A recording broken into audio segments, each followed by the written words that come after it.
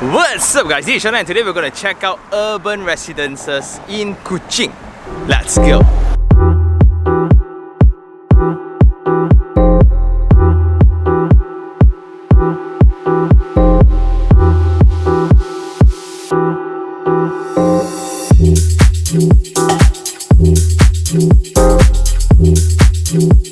Hey guys, so today we're going to check out this project located right in the center. They call this the Jiu Pasar, which is the old market road in Kuching town itself. This is really close to the Spring Mall, really close to all the landmarks of Kuching itself. The river is just there. And when it's so close to the old town, infrastructures and planning wise also seems to be kind of dated, where you can see the roads, they are more narrow compared to the new areas. You can see the zoning as well, that is also kind of weird, where right opposite you have such a luxury bungalow that's so low density, and right in front you have this chunk of brand new apartments. Then at the side as well you have terrace houses, again luxury apartments. So this is actually Jalan Sentul Timur, and when you go in, this will be the mixed development of urban residences. You have shop lots in the bottom and you have the apartment block.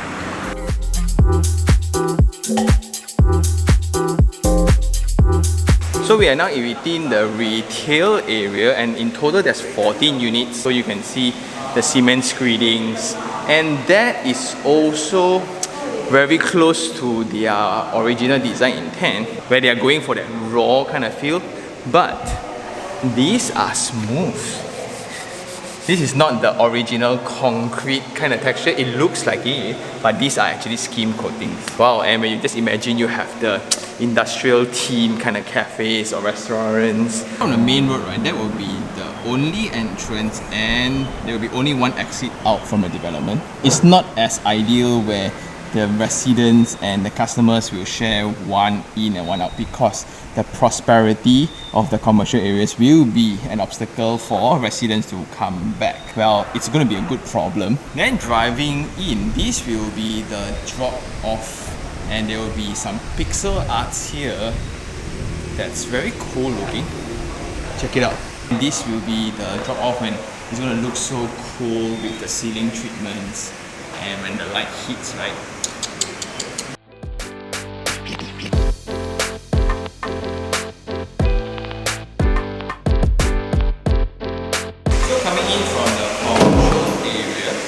This will be the lift lobby for the residents, and it's so luxurious. And you can see how they do the wayfinding. This is so nice. And you can really see that consistent finishes around the space, and this will be somewhat their concept of luxe meeting art. This will be the space where they will portray their artworks, and this is gonna be one of the fanciest mail rooms ever. Then coming in, this will be the concierge area where there will be security, and this will be the moment where you get to show your face in, and this will connect into the unit itself on who's your guest. That's nice. So that will be the entrance into the lift lobby, and this will be the waiting lounge. That's the drop off outside. Coming in, you'll be welcomed by this statement piece here. In the future, well, it's not ready yet, there will be some pixelated artworks.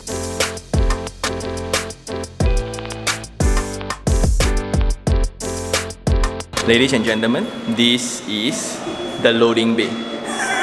Along with their concept of luxe meeting arts, check it out, this is the loading bay, and you can only imagine the lobby level and the rest.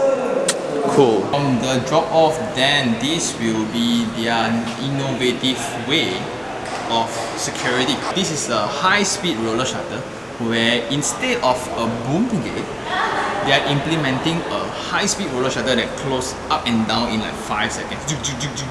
Not only it serves as a barrier for entry, it serves a barrier in terms of visual as well. Then you can see the uniform application of skim coats all around the space, including the ceiling of the ramps. That's insane. Then in terms of the construction method, you can see that is that transfer beam. It's kind of conventional where you still have the beam and column design, but because of the height of the building being not so tall and high dense, these kind of things make more sense. This will be the car parks where you have cement screedings, you have skim coatings all around, and it's pretty open, so you have that unblocked view all around due to all the landed properties. Again, with that art concept. This used to be the mold of a precast concrete, but they actually furnish up the columns in this way. That looks really cool. Then there will be also an area for the residents to rent and place their bicycles or bags, so you don't have to carry it all the way up into your unit. And for entry, they will be using facial recognition. Then on the other side of the car park lot, there's this space that's dedicated for superbike parking. This is the first time we kind of see a dedicated car park specifically for superbike. Because if they were to park into the motorcycle parking area, it's too small, it's too narrow. It's just easy access for everybody to just go and look, see, take picture, right? This provides a little bit more privacy, a little bit more security to the vehicle. So there will be a separate security card you press, then you access in, and this will be the parking spots. Oh, I think for a biker, this is like one owner. So we are now at level 3, where half of it will be the car park, half of it will be the common areas. But something to highlight here will be the design treatments around the spaces that were meant to be negative. Like for example here, this is a transition space. It easily can be just made into another car park, but they didn't. They kind of decorated, putting some effort in getting the right pieces to make this space look so presentable when it's not really required. So that's when you can see the amount of effort that's being poured into the common areas. Check it out. So right opposite, you will have this kind of mat on top of pebble stones. Then this will be the children playground, and the simple partition from the car park space to the common space, they are not letting it go, right? They are going to put in so much effort in every single detail. Then you check out the organic lines, you check out the designer stones. And this will be the salad area where residents get to just come down and pluck their vegetables or herbs. So if you want mojito, if you want salad, right? It's all available.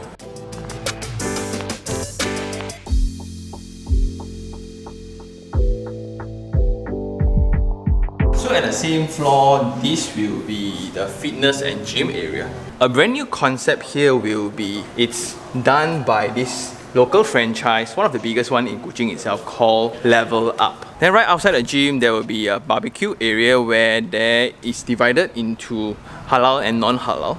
And then this will be the communal area where your kids can just hang out. But do pay attention to all these fixtures, right? All will be lights, and this is something that is not as common, the lighting strategies. When these are all light up, right, at night, during the evenings or whatsoever, it's going to be so romantic, just chilling with your loved one here. And check out the fixture of that pavilion. Very raw, yet it's smooth. Then it's designed with intent. Even all the little grooves, let me show you guys. Look at all these little grooves around. In practical perspective, it's totally unnecessary. But in terms of aesthetic, yeah.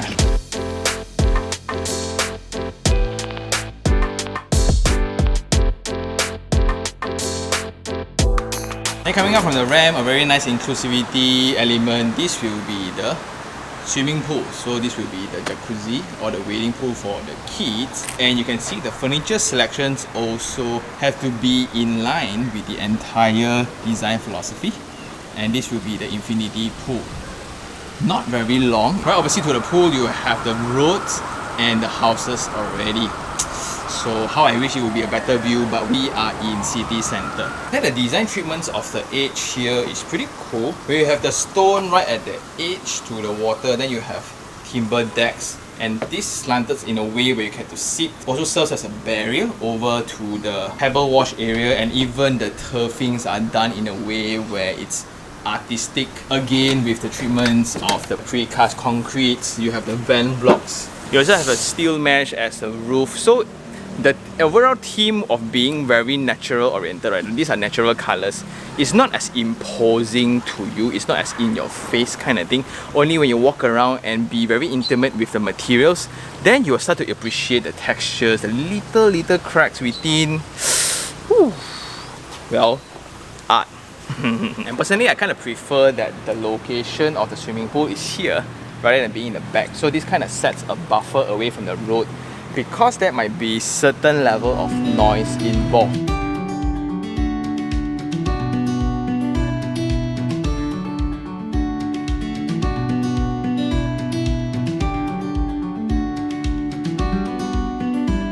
These are the areas when it illustrates the details and effort by the developer. Like a normal column like this, for safety reasons, it's just easier to just add in a rubber layer to protect the edge.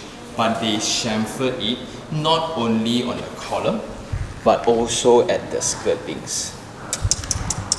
Wow! Okay, coming up to the lift lobby. In total, there will be 136 units, and per floor, there will be 10 units split between 2 wings, 5 units a wing. These are the lift costs. What we will see is the amount of openings around the lift. So it will be pretty bright, and I like that they actually closed it so you won't have water splashing in. The corridor width is 4.1 meters. And the height for the lobby is 2.8 meters. This will be the refuse room. Unfortunately, it's locked, but it's located here. Coming out from the corridor, this will be the unit, and you only share this space with another neighbor. So in terms of privacy, right, even 5 units per side, you won't feel it because you only have 2 over here. And it's so huge. Check out this space. Indirectly, it's kind of your space for your kids to kind of play around already. Then the very consistent art approach, even the signboards are done in a very nice manner. And going in, this will be the foyer of 1.9 meters, and you have a double door. This is so luxurious. Let's check it out.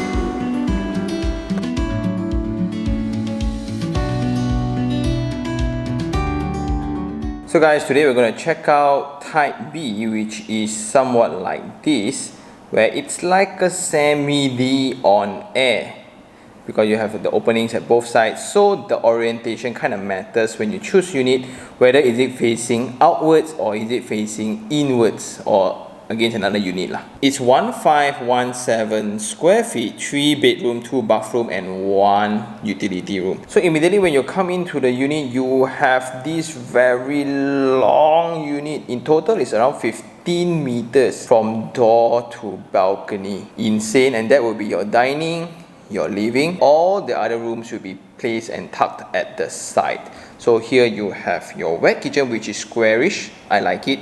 Then you have your yard space. Next to that, there will be your rooms. Bedroom 1, bedroom 2. Then this will be the principal bedroom, where it has the best orientation facing outwards. Then coming in through such a main door, right? This door, I can easily say it's bigger than most of the landed properties. Like to have a double lift door. It looks like the entrance to a lift lobby, let's be honest. Maybe I wish it could be like half on one, but the convenience that comes with it. You can move a lot of stuff very easily. And aside, this will be the connection, the video connection to your concierge at the lobby. So you will get to see who is actually calling for you. That's nice. There will be an emergency or a panic button here. Then this length of 50 meters from window to door is absolutely insane. And it becomes such a journey to just walk around. Here will be the dry kitchen, and it's a little compartment. Even they divide it using the flooring materials, but it might have a problem because this is a wet area, so they have tiles, right? But ultimately, when you want to clean up, you will have the edge that is using laminated flooring. That might create some problems. This will be the utility room, and that will be the wet kitchen. So the width of the kitchen is 2.7 meters. And you have full height wall tiles. Then you have your hood and hob here, and you have your fridge. So as the form is very squarish, it's pretty practical, and you get to compartmentalize. meaning you get to isolate out this space. You can do all your heavy cookings here, no issue about smell, about oil or whatsoever. And if you want to save space further, you can just turn this into a sliding door, right? Then here you can add on more cabinets. Then this will be the yard space, where this will be the location for your washing machine and your laundry space. Like, this yard is so huge. This will be the exact scenario whenever you are at the after office hours. So this will be the traffic at its peak. And because the project is connected to this road, the traffics are eventually controlled using traffic lights. Then coming out to the main space again, you will see this bright laminated timber across the dining, across the living. And I really like this little gap here. Instead of having the entrance to the room right from this wall, they actually tucked in the entrance, so it still somewhat provides a little privacy. You won't have direct visual access into the bedroom, so this is really nice.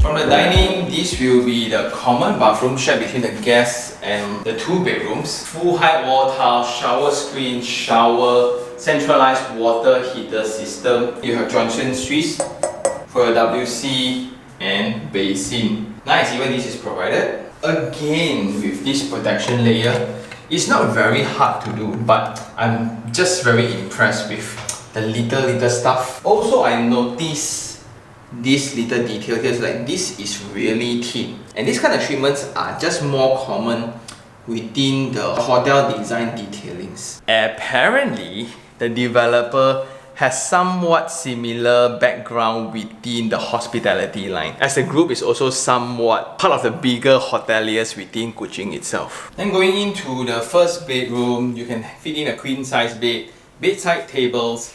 What a huge window, and you will have the wardrobe. And you still remember the semi-D layout, right? One layout will be facing internally and one layout will be facing outwards. So when you pick units, right, be very mindful, because the different orientation will have absolute different results of space, because the facade treatments are so prominent, it's so big. Just look at the percentage of facade against the wall. It's almost the entire thing. And because the building faces all direction, there will be one facing the west. Unfortunately, that will be a little bit warm, but we kind of discussed a little bit, the premiums to the unit is actually based on the orientation, not the floor height. That's interesting, because it's a big component for the space itself. Then moving opposite, this will be bedroom 2, and this seems bigger. You have the queen size bed again, pretty similar, and this is just amazing. And these are the smaller bedrooms, and their view is already so magnificent.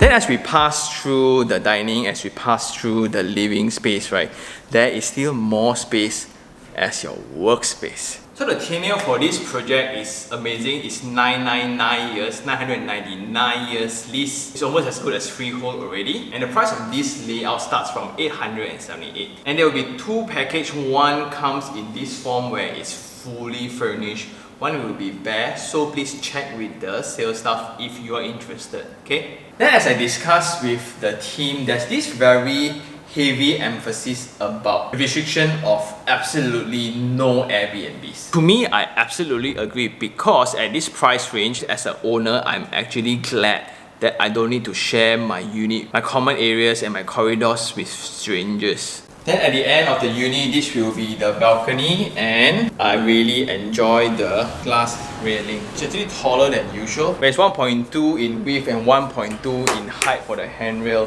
So I kind of asked about the lands around here, what's going on, right? Those are private lands. So for private lands, it's not as easy to build complexes, so the buyers here are not as concerned. Unlike what we have in KL, a small plot like that can easily be another high-rise. And that also showcases the difference in terms of land administration processes.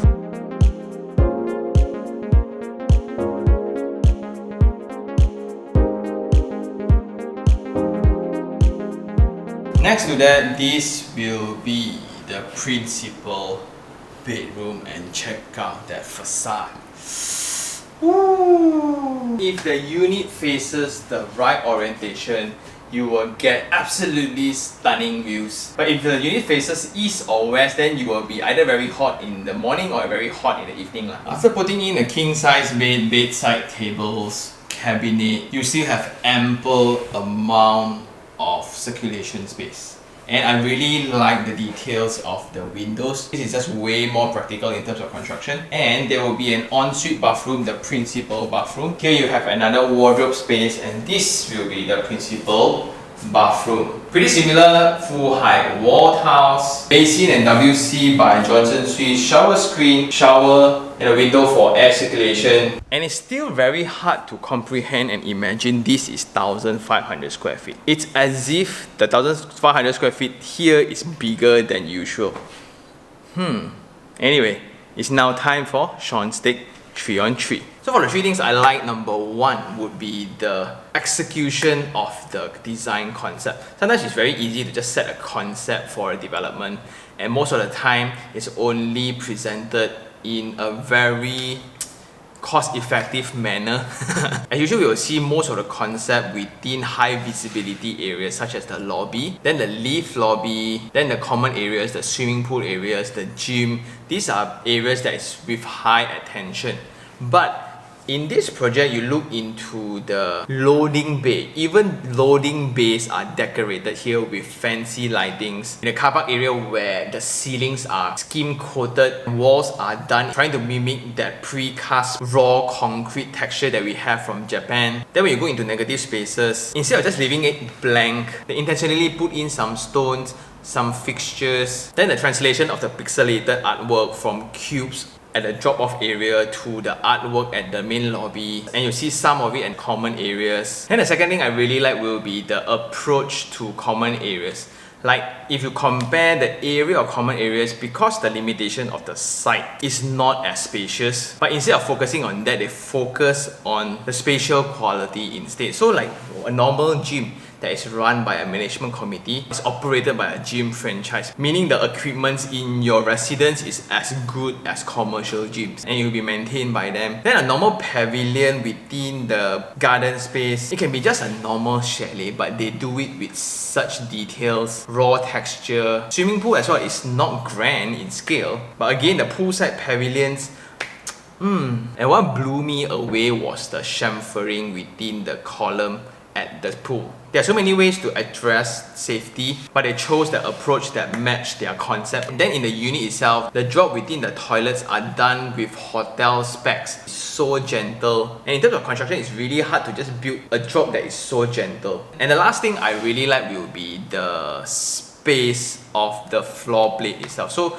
you imagine 10 units, right? Wow, a lot, but I split into half. Then in half, there will be a villa in the center. Then you have 2 semi-Ds at the side. First of all, that amazing area once you come out from the lobby is around 4 meters going into the corridor connecting to another small foyer before your actual foyer of the space. In terms of privacy, you're only sharing that common area with another neighbor. Then coming into the unit, this 15 meters, and the treatments to the facade, almost 100% of the facade walls are glass. And because of that, this ceiling height of 2.8 meters, you don't really feel it. It feels like a 3 meters because of the quality of light coming into the space. And this space really feels beyond 1,005 in actual. I think it's also because there's no structural elements in between, and that's great engineering when you don't even notice columns, you don't even notice beams. Then for the 3 things I don't like, number 1 would be the immediate shared entrance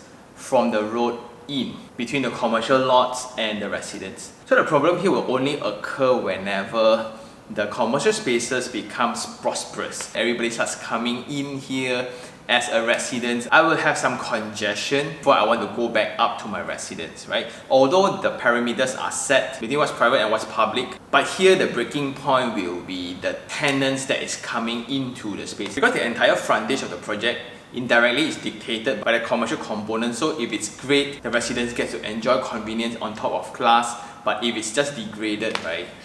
Yeah, so that's the risk. Second thing would be the existing microsite. Because this is so close to town, you have the convenience, you have all the tourism centers, all the main offices are also within town. But within an old address, the infrastructures are also old, therefore the roads are a little bit more narrower. Traffics are controlled using traffic lights, therefore there will be certain level of congestion involved within this area. And when you look out, you can choose to look at the far end of forest, of trees, of mountains, or you focus on the weird, incomplete houses. And last of all, this will be something weird to hear. Like some of the things are beyond practicality or beyond necessity, which means like, do you really need to treat the entire ceiling of the car park? Do you really need that much artworks within negative spaces? Do you really need a wall piece that is so extensive? Do you need a mailbox that is so well decorated when it's actually placed behind the project? Like, because of the site, you are actually next to a local road. Therefore, the entrance will be kind of narrow already, and I need to drive in a little bit more. Then you know, like Malaysians, sometimes they will just park at the roadside right in front of a shop to walk in. Then you will have this congestion. So before I even get to enjoy all those wonderful treatments, I will be stuck at the entrance. So this is somewhat pretty similar to the first point, but what I'm going to is I will actually debate the need of having the commercial lots. I don't know whether is it a planning restriction or is it a must thing, since I inherited a title where I need to build commercial units. Since this is so close to town, are those units necessary? And because this is a very high-end product to begin with, by having commercial lot actually compromises security, compromises privacy a little bit. So this is just to think on a bigger picture. This project will be even more luxurious if they can forego the entire commercial components. And I guess that's all for this episode. Shout out to the team for hosting me. It's so fun to see another project in Kuching again, and the scale of things here are just different. And with that, if you really like this episode, like it, share it, and even subscribe for more information like this. Until next time, this is Sean Tan. Ciao.